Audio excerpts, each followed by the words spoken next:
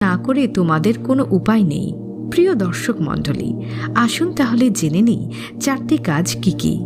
1, বিশ্ব নবী যে কাজটি করতে বলেছেন তা হচ্ছে তোমরা সর্বদা বেশি বেশি করে কালেমা তাইয়েবা পাঠ করবে। কালেমা তাইয়েবা পাঠ করতে বলেছেন এটা আল্লাহকে সন্তুষ্ট করার জন্য। সর্বদা যখনই আমরা সময় পাব তখনই আমরা কালেমা তাইয়েবা পাঠ করব। এটা আল্লাহর রাসূল সাল্লাল্লাহু আলাইহি ওয়াসাল্লামের প্রথম নির্দেশনা।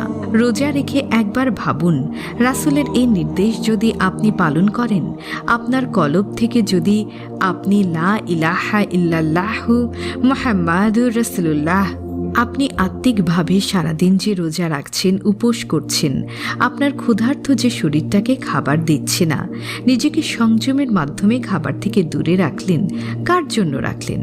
সে আল্লাহর জন্য রাখলেন।